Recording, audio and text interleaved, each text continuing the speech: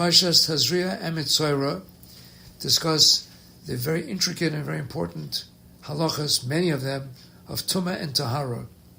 What's fascinating is the juxtaposition between Leda, one of the most happiest events in our lives, and Tzoras, which is a very, very chometic Tumah and Avatumah.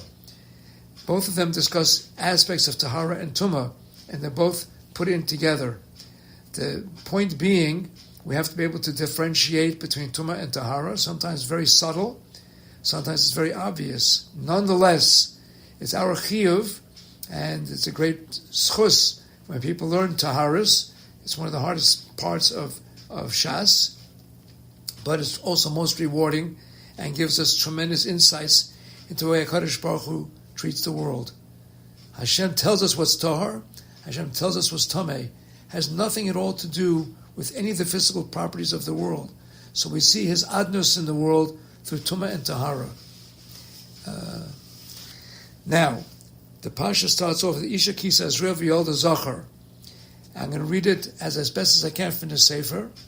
It is brought down from the Penini Mishluchim Gavoya that it is said, he says it's Mesupar, it was related that when the Gra, the Vilna Gaon, Susi Aganalenu, was 6 years old, the people in Shul asked them a question.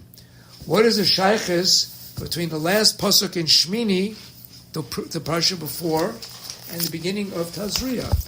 The last pasuk in Shmini goes, and I'll read it to you. Lahavdil bein hatomei uvein hatohar, uvein hachaya hane'acheles, uvein hachaya asher lo se'achel. And then it goes into Isha Kisazriya v'Yolda Zachar. What is the possible connection between the two? So it is said about the Vilna Gaon, a little boy of 6.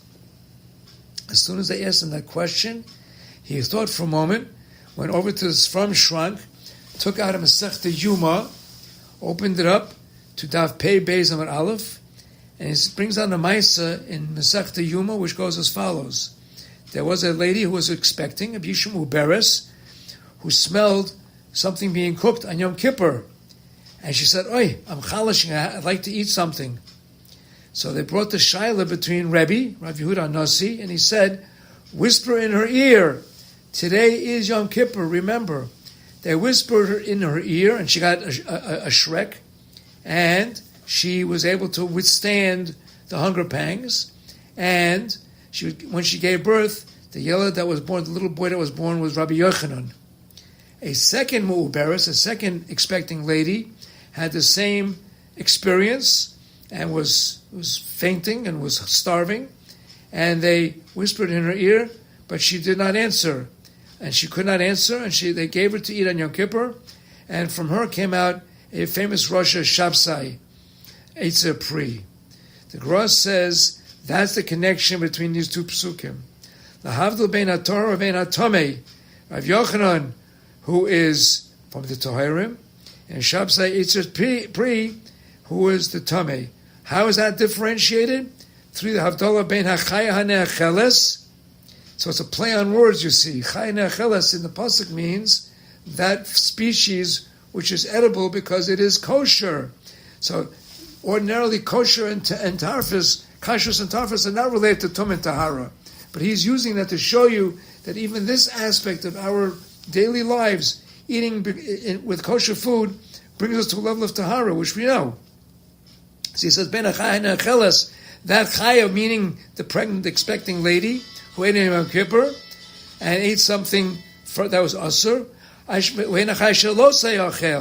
and that the woman who did not eat and therefore had a Torah-dicted child. It was all within her realm, within her bounds, within her ability to control herself by Isha Kisa Azriya V'Yolda Zachar. This Maisa shows the great difference between Tumah and Tahara, and also shows us about what human choice is, what Bechira Chavshis is. If we can control ourselves with the utmost degree, we will benefit from that. It's a very, very tough lesson because you're talking about somebody who was suffering, and yet it's still in all, the other lady was able to withstand, and this lady was not able to withstand. The woman did not do anything wrong, but this had an ashpah, and this child was going to be born to somebody. It was born to the lady with that. By the way, There's a famous shaila about vasisa makil gagecha. You have to put a fence. You have to put a makkah on your roof, so if somebody goes up there, they shouldn't fall off and cause a casualty in your house. So the kasha is, if a Kadosh Baruch Hu is geizer, somebody's time has come. So Hashem did it. You didn't cause him to die. But it doesn't have to be you. It doesn't have to be your house. It didn't have to be her to have this bad kid. It could have been somebody else. She was unable to withstand it. Okay. I'm not blaming her. I'm not criticizing her. I'm just telling you what the Gemara says. There's more here than meets the eye. I'm giving you homework. Go back and look more up and tell me what you think. All of the things that we do in our lives have repercussions, have effects, have long-term effects. I was not going to mention it, but it's an interesting story. Everybody in my shul wears that tefillin like with the shin facing towards you. And I wear the shin facing away from me. How is that? My father's father wore the shin the other way. What happened? When it came time for him to buy tefillin, his father told him, go into the Sephora store and buy a pair of tefillin. My father didn't know any better. His father didn't teach him. He bought the wrong tefillin. He brought the tefillin. They got the shin the other way. His father said, Elu ve'elu, that's fine, you can do that. Now for generations, my generation, your generation, the next generation, all of our male offspring are going to wear tefillin the way my father, Olva Shalom, did. Nothing wrong with it, but that was a decision that he made. It was made in error, and it's very funny. HaKadosh Baruch Hu wanted us to wear tefillin this way.